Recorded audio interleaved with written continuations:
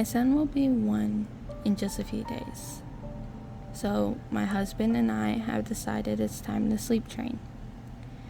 We have to get our floor back, and the only way to do that is to get our son out of our bed. So one night, last week, we jumped at the opportunity as our son was extremely tired, and it was now or never. I ran into his closet to find an unopened baby monitor. We have had no reason to use it so far. It's a nice little monitor I had gotten at the baby shower. Brand new from my mom and my stepdad. I know you have probably heard all of the creepy stories of monitors that connect to Wi-Fi, and someone will connect to it and talk into it. So for that very reason, as the well-researched mother I am, I asked for one thing: no Wi-Fi needed monitor. Of course, my mom and stepdad heeded my wishes and grabbed a no Wi-Fi baby monitor. So fast forward to the day we began to sleep train. I was so excited.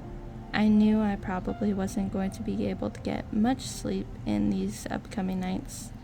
But hey, what mother really needs is sleeping anyway. Then 7 o'clock hit, and it was finally bedtime. We did our nighttime routine, so my baby boy didn't expect anything different. But after bath and lotion and one last nursing session, I laid him in his crib. Surprisingly, he fell straight to sleep. Thank you, daycare. And I was so happy for him, and even happier for the reconnection my husband and I was going to share.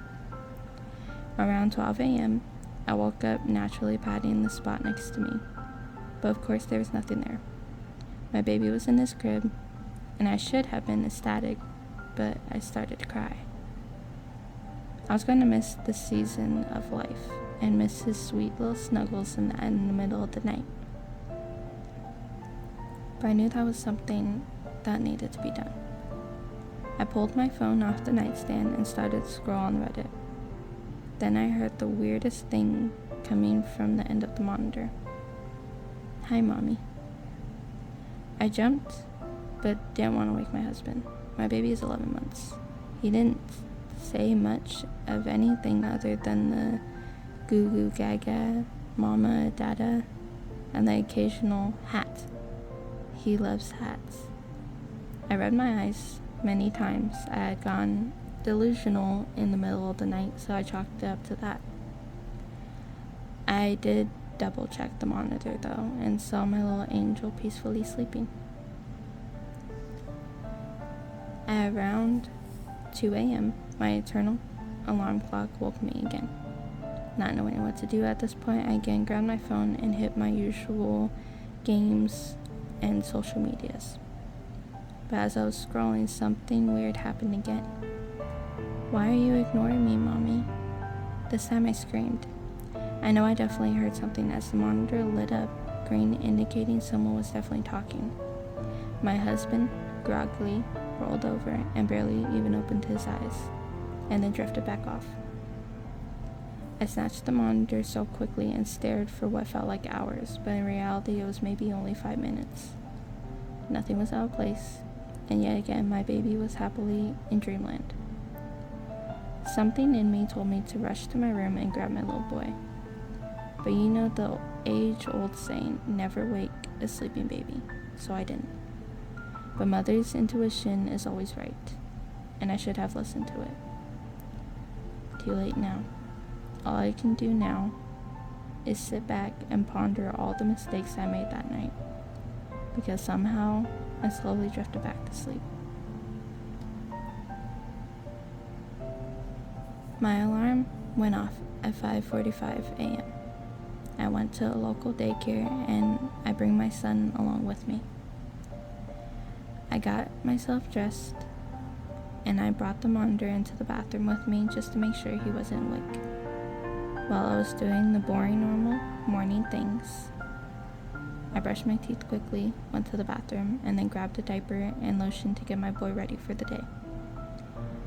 But as I grabbed his clothes, the monitor turned green again, but nothing was said, just a hushed, laughing sound.